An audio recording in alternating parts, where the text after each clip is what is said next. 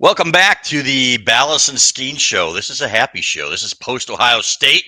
This is a signing spotlight show. Apparently, we got the wrong graphics up, but we got Doug Skene, who's got, he said, maybe one or two snaps left in him. Right, so looking like Dilbert today. I like those glasses.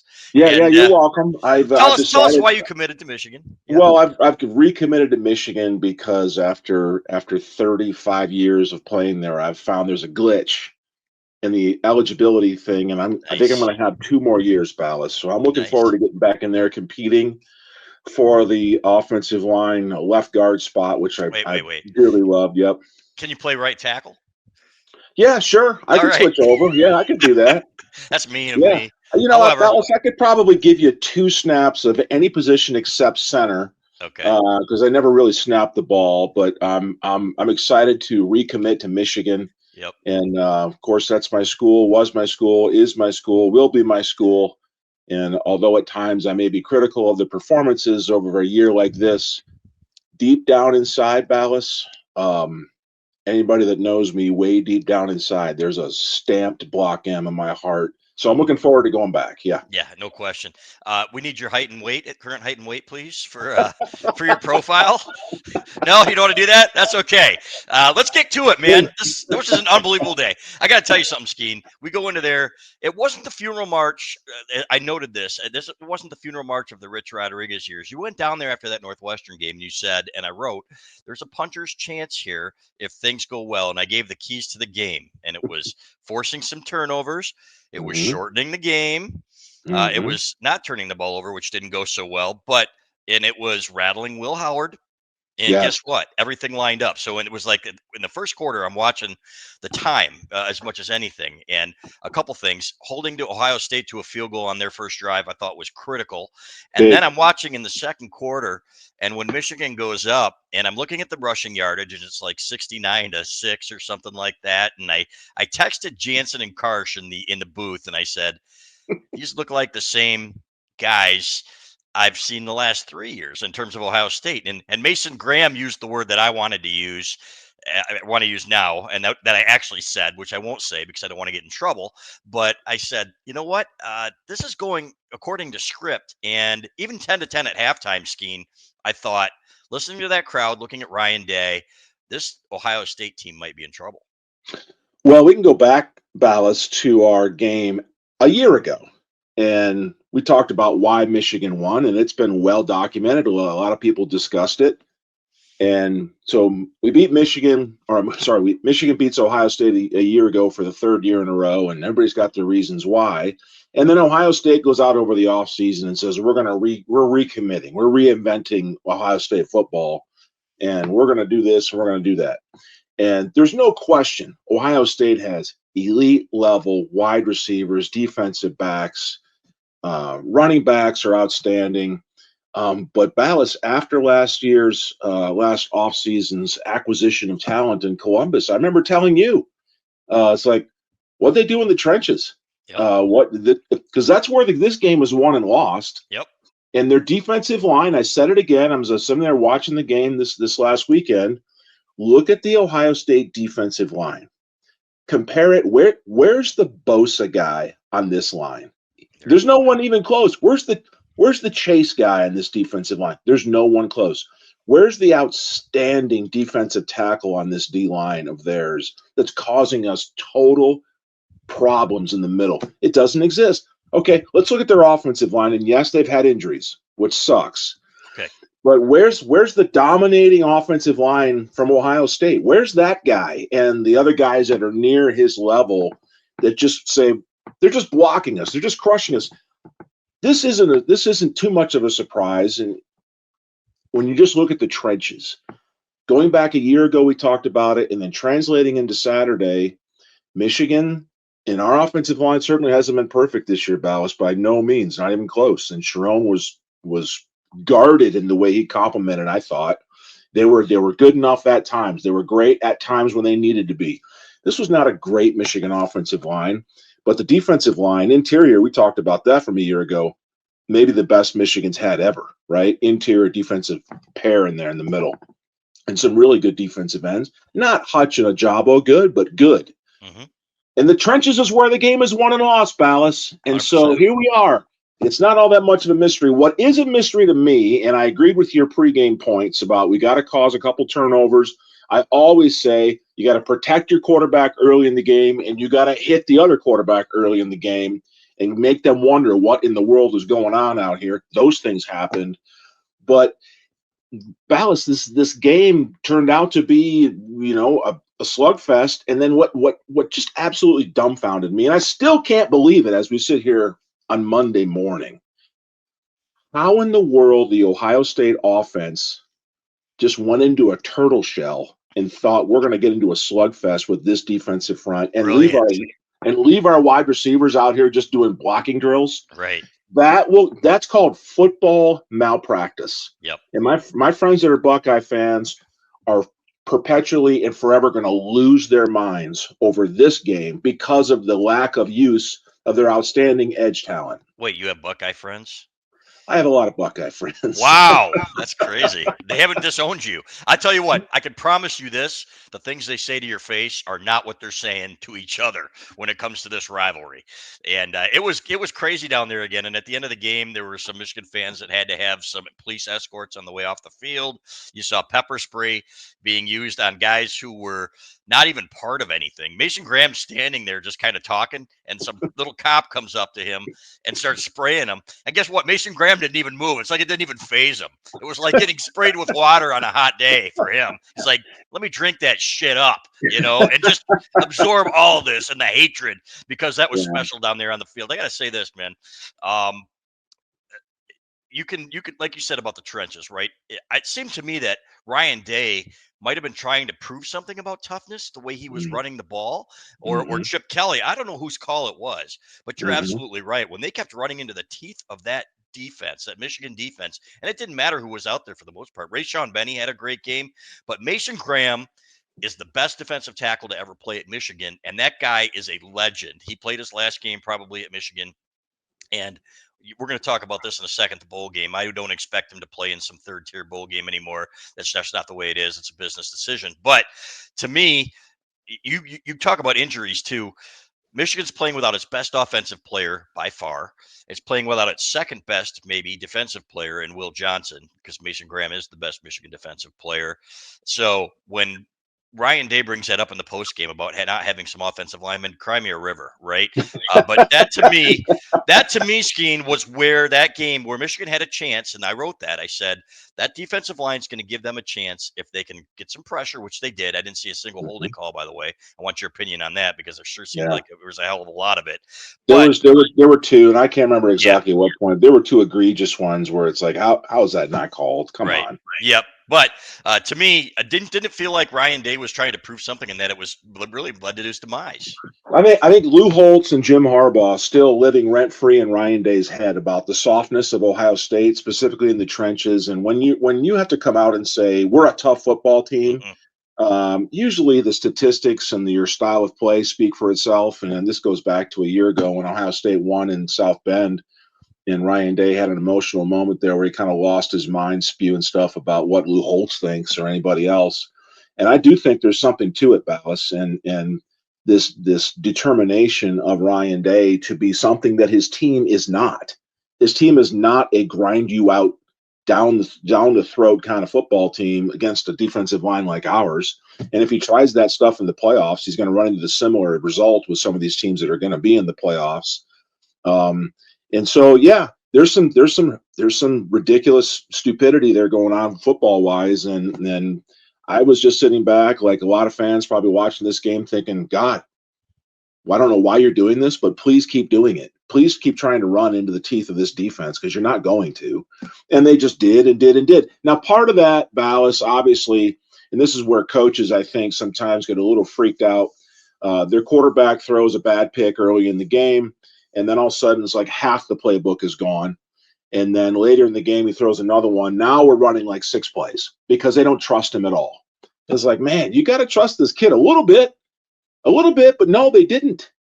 And so we'll take it. Hey, man, we'll take it. And We had injuries. They have injuries. Every team in America at this point in the season has injuries, and you lose some guys. And then this is where the depth of your roster. And it's Ohio State, man. Don't tell me they don't have football players in the two deep down there in Columbus, because I know they do. But Best money they can buy.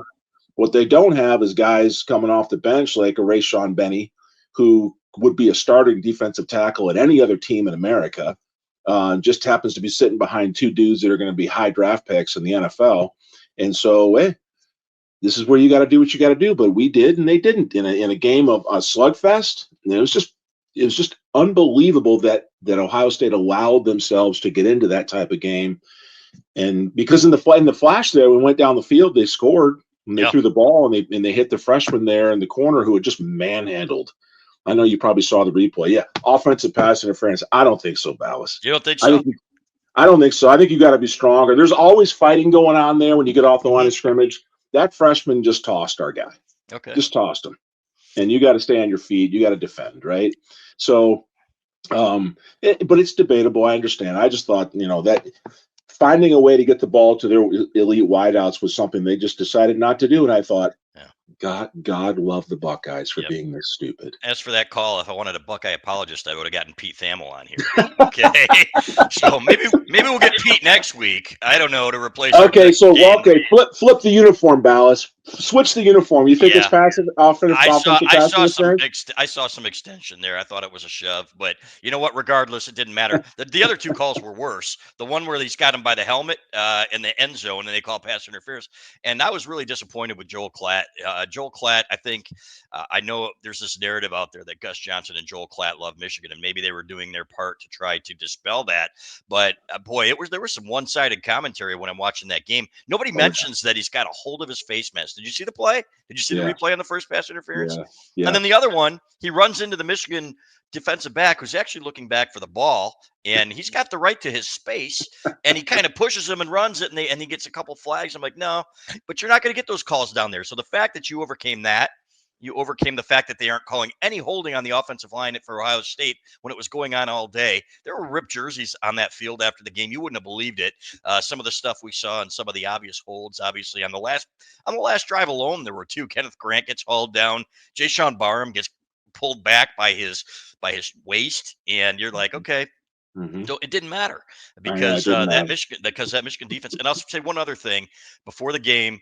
One of the Michigan coaches in the building, and Doug Karsh told me this. He said, "Don't repeat it until after the game or whatever," and we didn't. But said, "I love the weather forecast." And a guy that's been around for a long time. There was a wind, and it was hard going against the wind. 2 quarters there.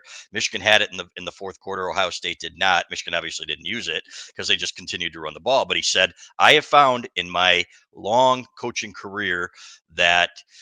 On a really cold day like that, the team that hits harder usually wins." And he had a big smile on his face. And I said, okay, this is where I'm starting to feel a little bit comfortable because we can do the math on who that longtime coach is. You can probably do that. But you know what? It just confirmed my belief, Skene, that Ohio State is soft.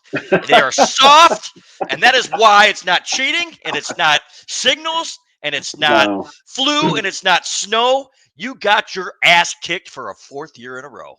So Balas, one of my friends, also a customer of mine in at work, is a Buckeye. Big Buckeye fans, but we have really good conversations about football, and we have objective conversations. And this friend of mine has been telling me for 3 years, going all the way back to the Hutch game, Hutch and Ajaba, we were throwing their tackles into their quarterback. I think that was Stroud back then. Was it Stroud? No, it wasn't Stroud. Yes, it was. It doesn't matter. I guess it was. It doesn't matter. Going back 3 years, he said to me, he's like, Ryan Day is turning this into soft wide receiver 7-on-7 U. Yes, he is. And he's like, until he realizes the value of the trenches, we're going to continue to lose to Michigan. And that was 3 years ago. Yep. And so there are some objective Buckeye fans, and there's a lot of Buckeye fans that feel this way, that Ryan Day has turned Ohio State soft into some show on turf, sling the ball around kind of thing. And when it gets cold and bitter and windy, it's a little harder to be that kind of style of offense. And when a lot of your guys are from the South who aren't used to playing in this stuff, it does make a difference. It's easier to line up when it's cold and nasty and get a little nasty because you get hot out there anyway. You're sweating your tail off, and just play slugfest football as opposed to slinging the thing around because the football is cold, the edge is a little slippery, and life is a little harder if you want to be that kind of football team on a cold, windy day. But and the other thing, the kicking game, Ballas. Let's face it. Ohio State's kicker chokes and two kicks. He's got a high fade there in the first one, and then the second one he just duck hooks, closes the club face, and sweeps it to the left. Kind of like you at number 6 out of Tullymore on a regular basis. Pretty much, yeah. I ain't even mad at you today. Ain't even mad. Nope, not even mad. So obviously there's some big differences there, but just the overall theme of this game will be remembered as a kicking difference. Our kicker is outstanding. Theirs was not. And the slugfest that Michigan won. And that's it. I mean, that is it. 10 points, holding that offense to 10 points. Did you see the fourth quarter stats? Yeah. What they run? 6 plays? 100 yards to 10. They had no first downs from the 5-minute mark of the third quarter on. And it was just complete and total domination. So they can say whatever they want. That's insane. Think about this, Balas. Yeah. Ohio State has a top 5 offense in the country and the number 1 defense in the country. And we hold them to 10? Yeah. 10 points? 0 in the second half. And for us, a team who averaged 21 points a game against the number 1 defense in the country on their field, we got to 13. Yeah.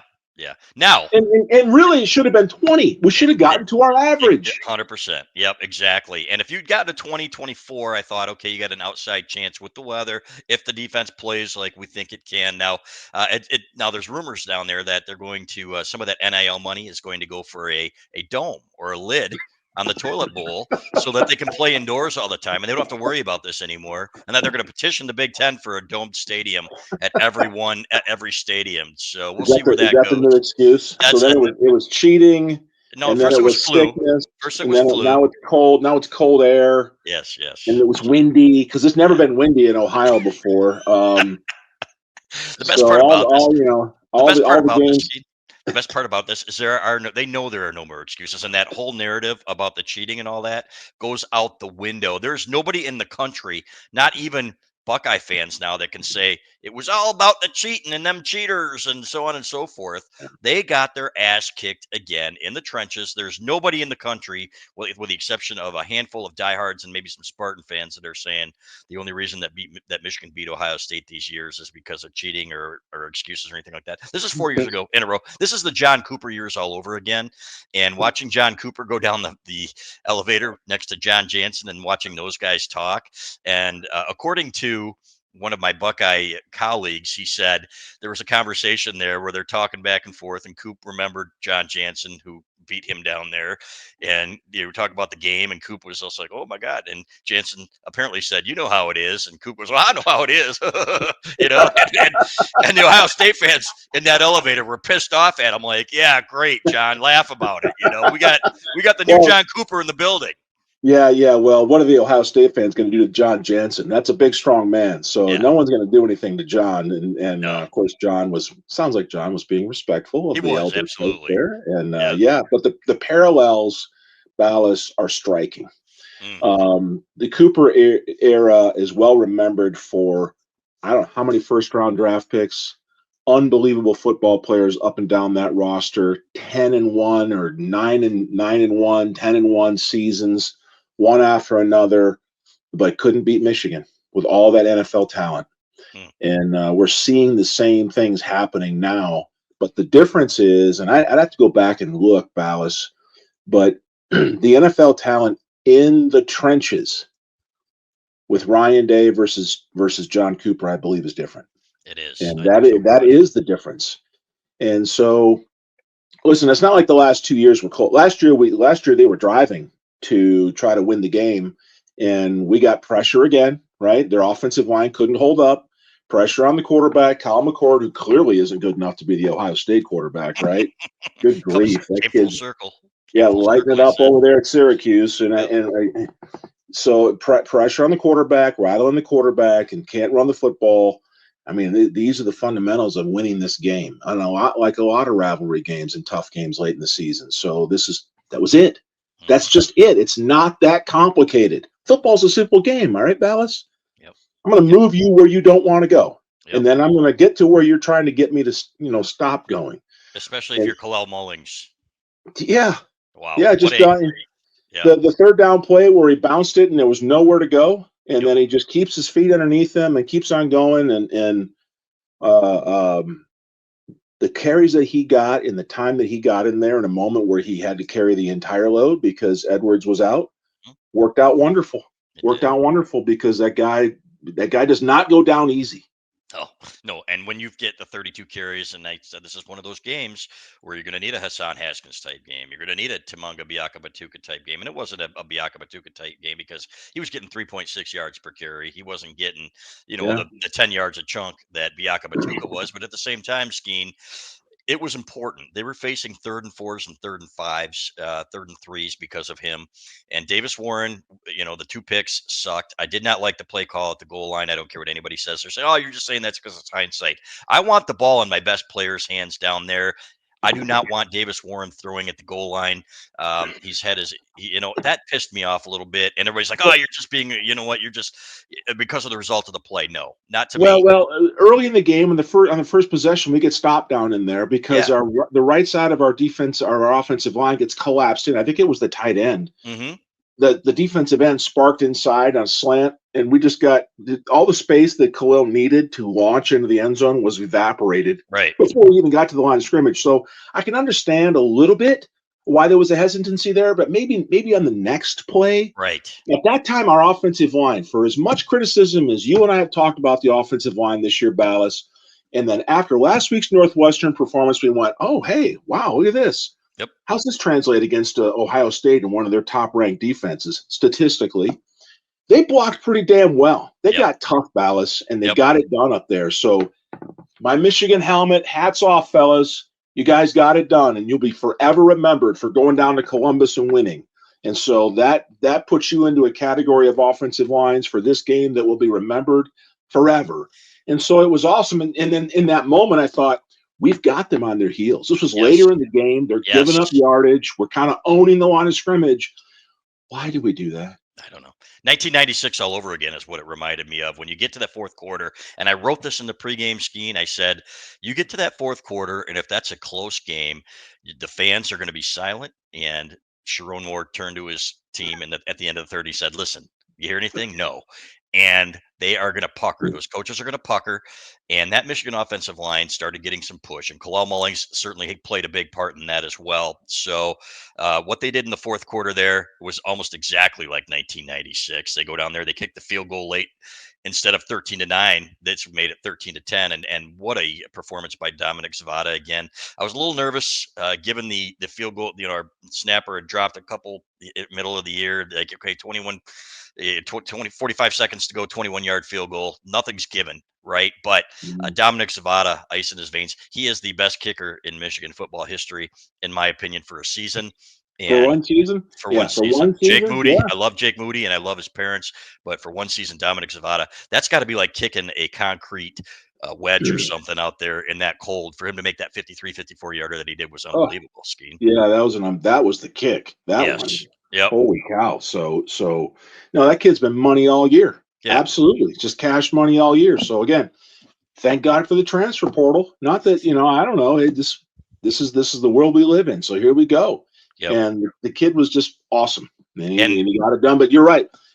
In the game-winning kick, I wasn't worried about the kicker. I wasn't even looking at the kicker. Exactly. I was like, snap, hold, snap, hold, snap, hold. Here we go.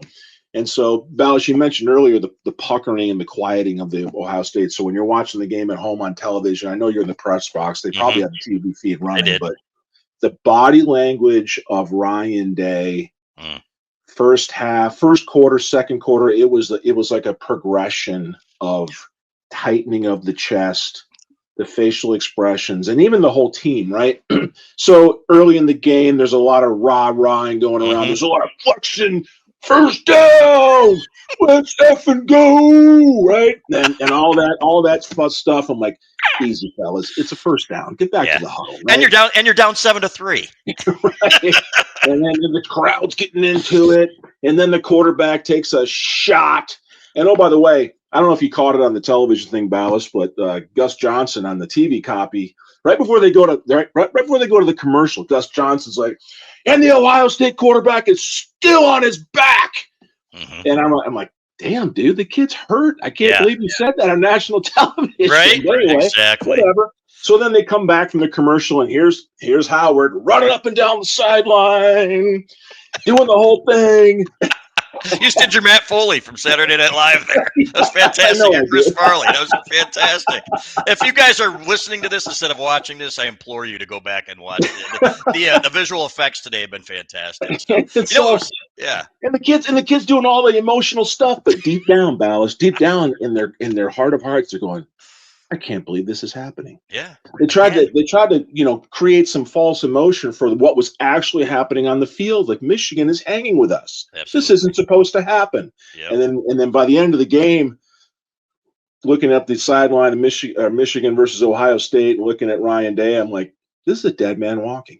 Yeah. This guy's not going to make it home tonight alive. They're going to kill this man. No, I was and their coaching staff. And then post game, I thought I heard someone say there was a dust up in the locker room. Yep. Some of the Ohio State players very upset at their coaches, and I thought to myself, yeah, I can understand why that would be, considering the talent that they have on that team.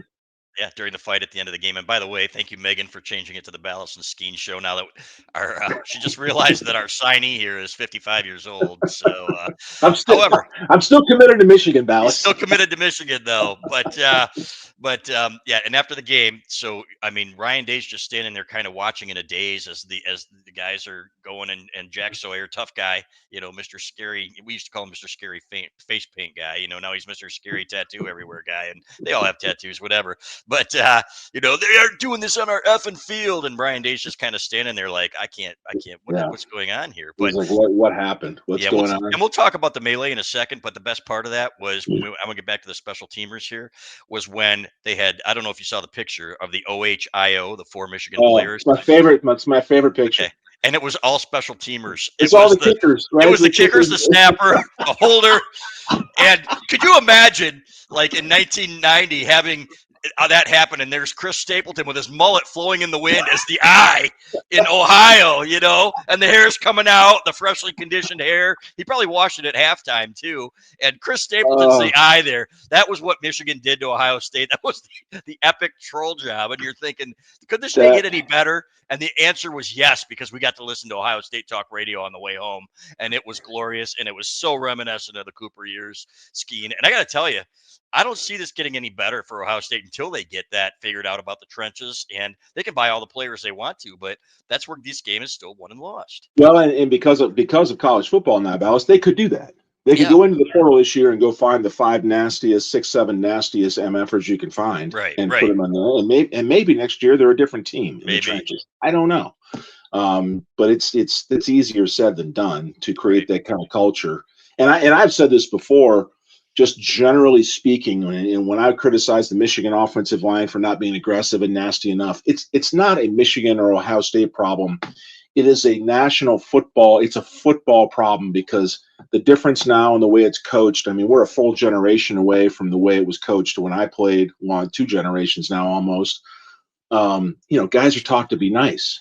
And they've tried to take the nasty violence out of the game and by rule and flagging guys for being too aggressive out there. You can watch it in high school football, Balas. I've seen it. I coached it myself. You got some kid locks onto somebody and does the old Michael Orr, John Jansen thing where, boom, they put somebody on the ground and they throw a penalty at the kid.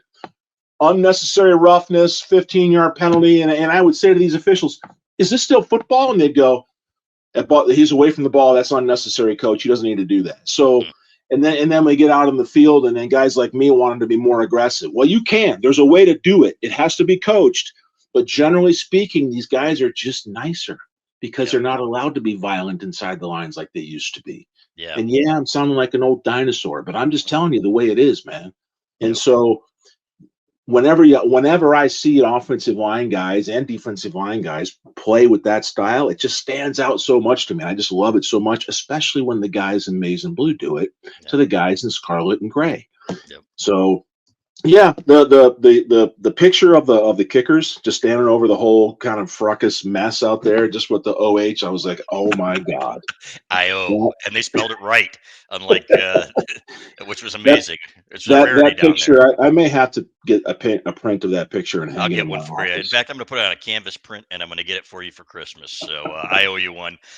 Yeah, the T-shirt I bought you, the I can't say ladies tee, the front tee, gold tee champion at The forward tees. The forward tee, forward tees. Yeah, forward yeah, tee yeah. champion. Yeah, that Mhm. got used by my daughter as a night shirt. So I apologize. So, but we will get that picture for you for your office. Let's talk about the melee for a second here.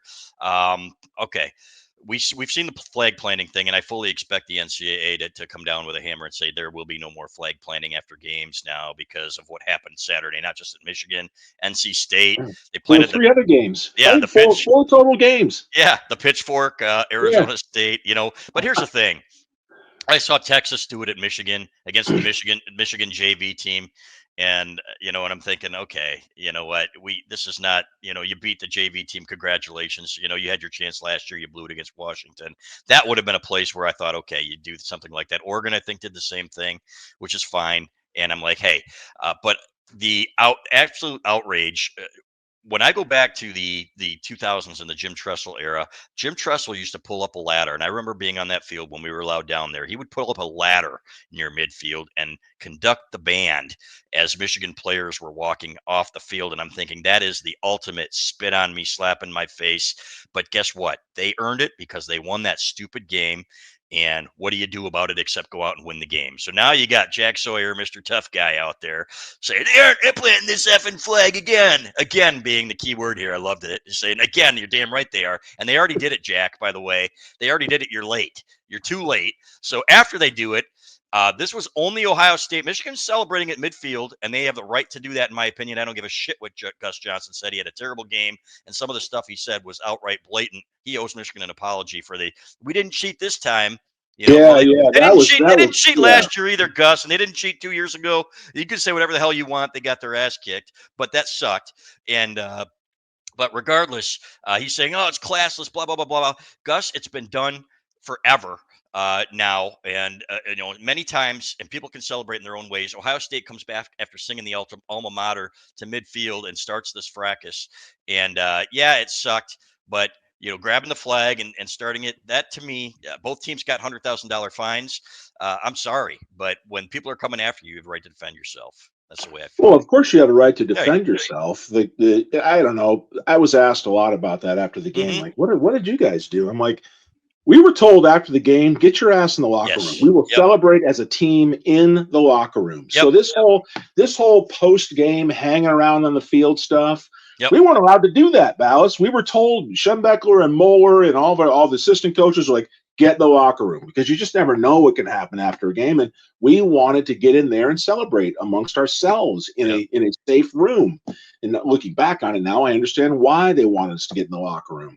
So, you're talking about the highest emotional state of a football game. After the game ends in a close loss, doesn't matter who wins or loses, that is a moment filled with gunpowder.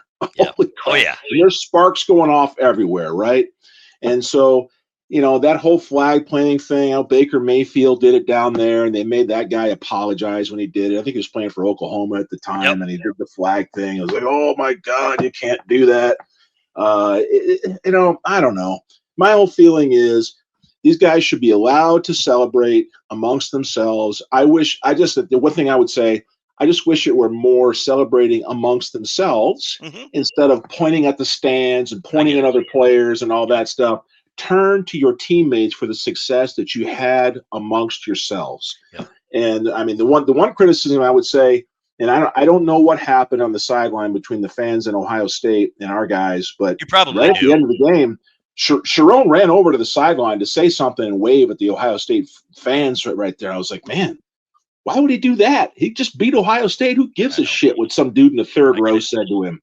But Yep. he did. I'm like, I could do without that. Hmm. How about you just get out there with your players coach and be happy out there with what you just accomplished instead of talking to some dude from Mentor, Ohio in the third row? I don't know. Yeah. So, I get it and I don't get it. Yep. For me, Ballas, after the games, all the emotional games I ever played in there, I just want to get in the locker room. I want to Hmm. get in there, get excited, be with my teammates, because the celebrations we had in there were just so much fun after those kinds of victories. And we just kind of hung around, and there was no hurry to get out of there. We just, reveled in the moment inside of there. And we weren't allowed to hang out in the field. Yep. So that's just a difference now that Yeah. we weren't part of. Didn't care if the chicken sandwich was a little cold. And No, we didn't at care at that that point, time. We that's would, right. Yeah. Now I will say this in their defense. Okay, everything that's been going on is when you talk about the rivalry and the respect, there's no respect in this rivalry anymore, and part of it is when you cry cheating and you cry, you can't take there's no accountability for losing anymore. There has to be an excuse for it, right? The lack of respect started there before the game. Skene, you didn't see it. We were down there on the field, and the Ohio State players, as Michigan is running back to the locker room before the game, were jawing at him, and Sawyer's out there like, yeah, I'm going to get you, MFer, and this and that. It was embarrassment what they did. It reminded me of a Mark D'Antonio team, frankly. They're Yeah, trying to intimidate. And Makari Page, Michigan safety, who had one hell of a game, by the way, probably his best in a Michigan uniform, said after the game, he said they were trying to stare us down, but we knew deep inside they didn't want to play us, right? I love So, that. Yeah. yeah, and And it's like, Ballas, if that's the case, that this rivalry has turned into some kind of it has. Michigan State thing, that sucks. It does suck. But, Um, but you Ohio know, State kind of made it that way. And let's be honest. well, it Yeah. sucks, and the reason I say it sucks is because people ask me often over the years, what was it like to play in that game, and how do you feel about Ohio State? Who's your most hated team? And Hmm. people just assume it's Ohio State. For me, I hate Notre Dame more than anything on the face of the earth. Right. I have respect for Ohio State football because my coach and my coaches were a byproduct of Ohio State football. I Bo get it. Schembechler and Gary Moeller are directly tied to Woody Hayes. I know. Thank God for Woody Hayes, because without him, how would he have influenced my coaches, and how would this whole thing have gone? So Ohio State football stands on its own for a Yep. pillar of greatness in college football. It just Yep. does. Yep. And so I understand it, and it sucks that these younger guys maybe don't understand that. Maybe they need a little It's more over. history here It's to over. understand that, yes, I want to kill you. I want to put you on the ground in front of your family and friends and make you quit this game. But you're wearing a uniform that I respect. I do not feel that way about some other football teams in college football because I can't stand them. Yep. Ohio State is not one of them. So I wish it would get back to a little bit more of I hope civility so. and respect. Hey, good game. I'm going to the locker room. See you in a year, dude. It's over. Or this was my last game, and I'm glad I won it.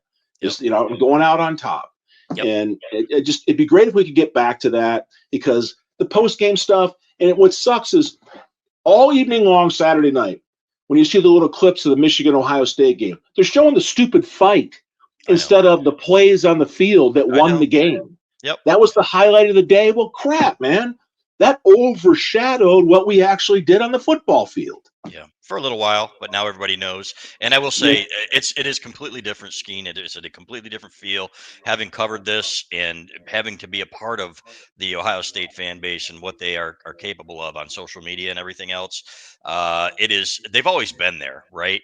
But the respect was there for Bo Schembechler and for Gary Moeller and even for Lloyd Carr, in my opinion.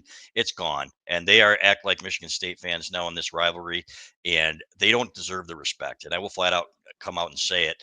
It has devolved into a Michigan State type rivalry where there is absolute disdain for the other guy because of the way they act and because they don't understand what we thought about this rivalry. And it goes way Well, back. Yeah, it's unfortunate it does because go back. I'm it going does. to hang on to Yep, my respect for Ohio you do State that. football because of the Yep, institution that it is. I'm going to yep. continue to do that, That's good. and I'm That's going to good, hope Grandpa. that You do that, Grandpa, I'm and going to we do will. that. Anyway, uh, well, I think that's going to be it for our show, man. I will say this: it's going to be probably the Pinstripe Bowl or Tampa for Michigan, and they're kind of depending on the crowd. I think the donors now are saying, "Hey, we just beat Ohio State. We want to go to Tampa where it's warm." Yeah. Whereas Michigan's got a huge fan base in New York, and if they'd gone 6-6, they wanted to play in front of their fans. But to me, I'm okay if these guys sit out the bowl game now, and if it's a third-tier bowl game. But at the same time, Skene, when it comes to cutting players and maybe saying, you know what, your scholarship, you should probably go somewhere else. I'm not going to feel sorry for players anymore if Michigan makes business decisions either, because this has become professional football. Yeah, that's why we have a general manager now, Yep. and all college football programs do. This is just the way it is. Personally, if I'm a player, I definitely want to go to Tampa Hmm. versus going to New York for a week and a half to play a football game. So I hope they end up in Tampa.